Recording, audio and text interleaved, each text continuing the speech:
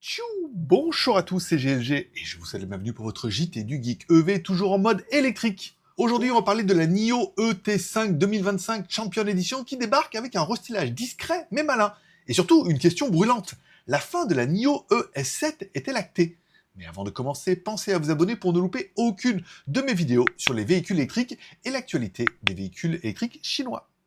La NIO ET5 2025 Champion Edition, vous allez me dire, mais quoi de neuf? Alors, la NIO ET5 2025 Champion Edition arrive avec un restylage subtil. On note quelques modifications esthétiques, notamment un pare-choc avant redessiné, des phares affinés, une nouvelle signature lumineuse, un badge Champion Edition à l'arrière, bien évidemment. Une mise à jour légère, mais qui permet à NIO de se différencier par rapport au modèle 2024, pour dire, oui, c'est le modèle 2025, tout en conservant les mêmes motorisations et batteries. Allez, motorisation et autonomie, la NIO ET5 2025 Champion Edition propose toujours deux configurations électriques.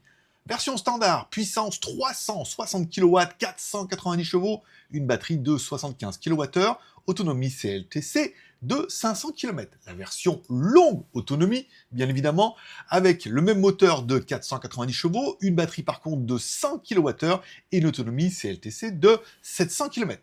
Des performances solides, mais qui restent dans la continuité du modèle précédent.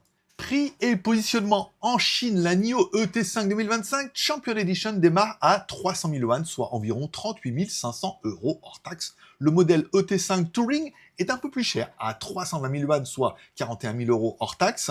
Et les SUV ES6 et EC6 2025 restent dans la même gamme de prix, autour des 45 000 € hors taxe. Encore une fois, on prend le yuan chinois, on le convertit en euros pour que vous ayez une référence. Allez, comparaison avec la concurrence. Comment la NIO ET5 2025 se place-t-elle face à ses rivales?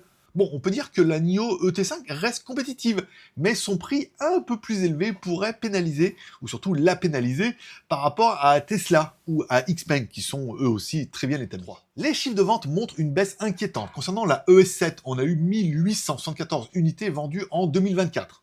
Par rapport à la EC7, on a eu 110 unités vendues en janvier 2024, la ET7 seulement 239 unités en janvier 2024, et la ES8, elle n'a vendu que 9188 unités sur toute l'année de 2024.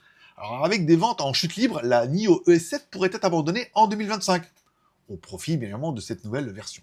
En conclusion, avec cette Champion Edition, NIO joue la carte du restylage subtil pour son ET5, tout en rationalisant sa gamme en éliminant les modèles en perte de vitesse. Mais la question reste ouverte.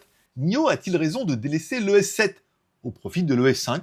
Je la trouve plutôt jolie, en version Touring et Champion Edition. Voilà. Dites-moi en commentaire ce que vous pensez un peu de cette stratégie. Merci de laisser un like ou un dislike, un commentaire, de vous abonner si ce n'est pas encore fait. Je vous rappelle que vous retrouvez mes articles complets sur mon site jtgeek.com.